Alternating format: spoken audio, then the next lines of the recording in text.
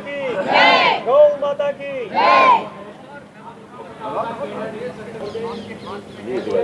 क्या नाम? जनसेवा ड्राइवर पार्टी से राष्ट्रीय अध्यक्ष प्रवीण आर तिवारी।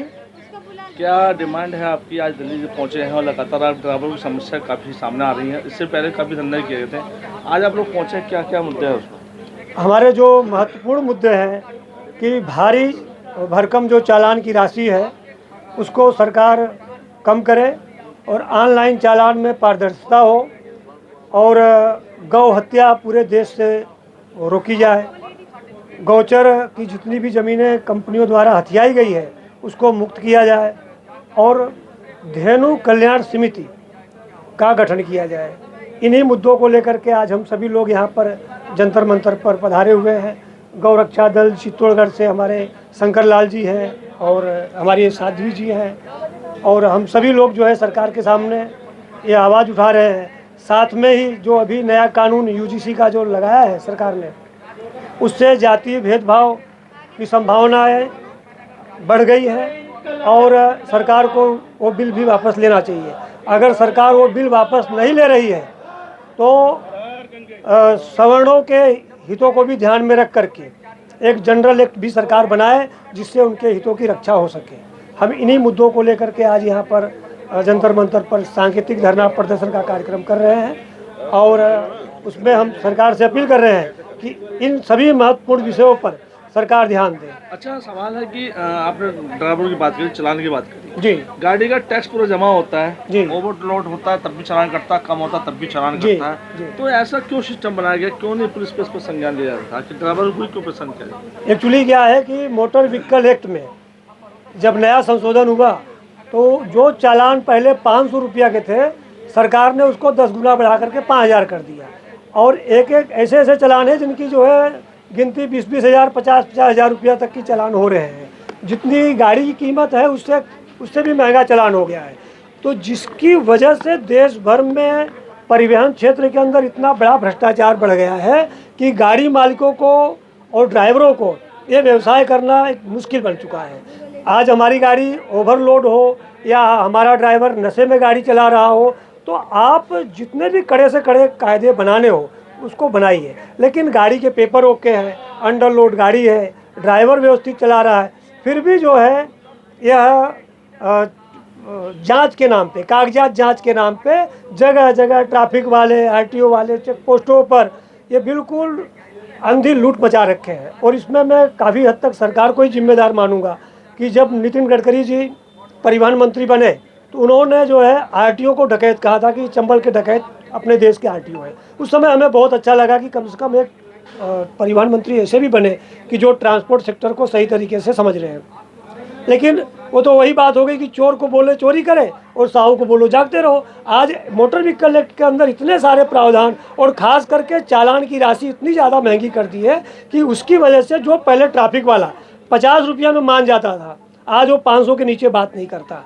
वो सीधी बोलता ले चल गाड़ी थाने के अंदर 10,000 20,000, मतलब बहुत सारा जो है यहाँ पर हरेसमेंट हो रहा है, आर्थिक रूप से, मानसिक रूप से, शारीरिक रूप से। और ड्राइवर तो हमारा जो है देश का ड्राइवर ऐसा लगता है कि जैसे वो या नक्सली हो या आतंकवादी, उसके साथ में ऐसा व्यवहार किया जा रहा है। देश की अर्थव्यवस्था ड्राइवर के माध्यम से चलते, चाहे वो जहाज को ना हो चाहे वो ट्रेन को ना हो, हर सामान भी ड्राइवर ही लेके जाता है, फिर भी इस तरह से उनका पृथक की जाती है।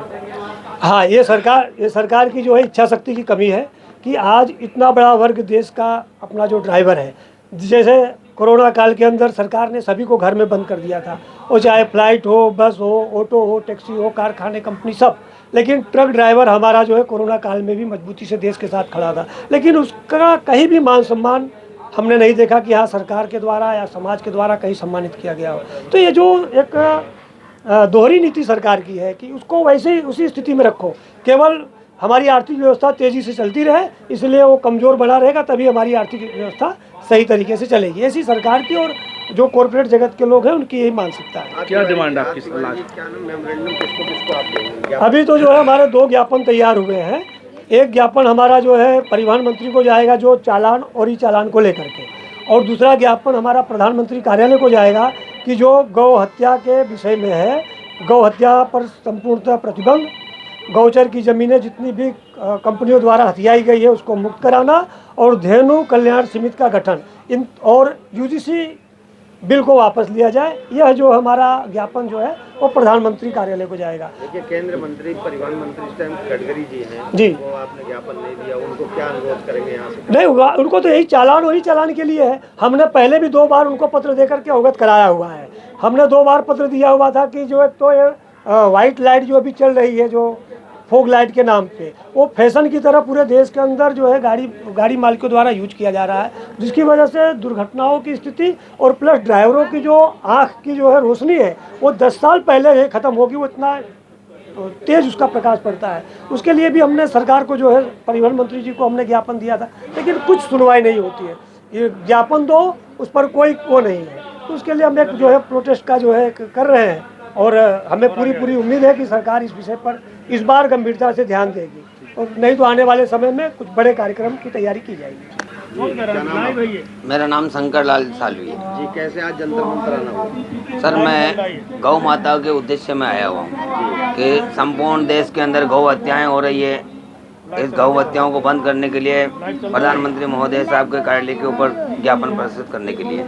दूसरी बात रही है कि ये प्राइवेट कंपनियों का जितना भी गोचर की ज़मीन के ऊपर कब्जा है इनका, मैं सरकार से ये अवगत कराना आया हूँ कि इन गोचर की ज़मीनों को उनसे मुक्त कराया जाए। ये गायें मारी फिर रही रोडों के ऊपर, आए दिन एक्सीडेंट हो जाते हैं, इनकी देखभाल करने वाला कोई है नहीं, और इनके नाम का इतना बजट आता है, इन गौ माताओं तक ये बजट नहीं पहुँच पाता है। इतना सब कुछ होने के बावजूद भी ये गौ माता रोडों के ऊपर मारी फिर रही है। तो मैं चित्तौड़ जिले का रहने वाला हूँ, चित्तौड़ का राजस्थान से हूँ, और गौ माताओं के लिए आवाज़ को लेके पीएम साहब तक आया हूँ। अच्छा, इसमें कहने का दोषी वो लोग भी हैं जो इनका दूध पीते हैं, फिर दूध लेने के बाद छोड़ देते रोड पे, क्या वो दोषी नहीं है इसमें? क्यों छोड़ते हैं वो इस पे? वो लोग भी इसमें बराबर दोषी है। पर साहब क्या है कि लोगों बागों के पास खेती-बाड़ी है, खेती-बाड़ी में आसपास ये प्राइवेट कंपनियां आने की वजह से गहरी खाने खोद दी गई है। खाने खोदने से वहाँ की वातावरण अशुद्ध हो गया, पानी नहीं रहा, घास फूस होती नहीं है। बरसात के टाइम में घास फूस होती है तो दुधारू जीवों को रख लिया जाता है और वापस मजबूरी से उनको छोड़ना पड़ता है। छोड़ दे तो दिन में घूम फिर के रोडों के ऊपर चले जाती है, एक्सीडेंट हो जाता है। ऐसे उनके ऊपर अत्याचार होता जा रहा है। मैं सपना करूँ हूँ, मैं चित्तौड़ से आई हूँ। मैं आप सभी से ये प्रार्थना करती हूँ कि मुझे कुछ नहीं चाहिए, ना अपने लिए कुछ नहीं चाहिए, अपने गौ माता के लिए, अपनी माँओं के लिए बस यही चाहती हूँ कि उनको गौ राष्ट्र माता घोषित करे। मैं आजकल तो कोई सुरक्षित नहीं है, गौ माताओं के भी रेप हो रहे हैं, उनको काटा जा रहा है। ये समाज की है सोच है, क्यों गंदा समाज चल रहा है, ऐसे से ही चल रहा है। जो गौ माता दूध हमें दे रही है, जिससे हमारे बच्चे पल रहे हैं, हम पल रहे हैं, उन्हीं के साथ बुरा हो रहा है। तो फिर समाज कर रही है, सरकार कर क्या रही है? आवाज गूंजेगी। पहले तो मैं नमस्कार करता हूँ, तिवारी जी को प्रणाम करता हूँ, इनका बहुत धन्यवाद कि इन्होंने मेरे को इस काबिल समझा और इस लायक मौका दिया। मेरा नाम रशपाल सिंह है, मैं जम्मू कश्मीर का रहने वाला हूँ, एक हल्की जात से हूँ, रशपाल सिंह राजपूत। मैं ड्राइवर भाइयों को थोड़ा जागरूक करना चाहता हूँ, आम जनता को। मैं गवर्नमेंट को गलत नहीं बोलूँगा, गवर्नमेंट गलत नहीं है, गलत हम लोग हैं। जुल्म करना, मैंने एक कहानी पढ़ी है कि जुल्म करना पाप नहीं है, जुल्म सहना पाप है। हम जुल्म सह रहे हैं। मैं बाकी हादसे तो आपको बताता हूँ, मगर अभी आज की बात बताऊँ। मैं जम्मू से ट्रेन में बैठ के आया, भीड़ बहुत थी। हम अभी अपने इतने पढ़े लिखे तो है नहीं, कोई इतने घूमे फिरे नहीं है। हमारे को ये मालूम नहीं कि जनरल डब्बा कौन सा है, लेडीज कौन सा है, अपंग कौन सा है। सीधे रखो, सीधे। तो कुछ 50-60 आदमी लेडीज डब्बे में बैठ गए।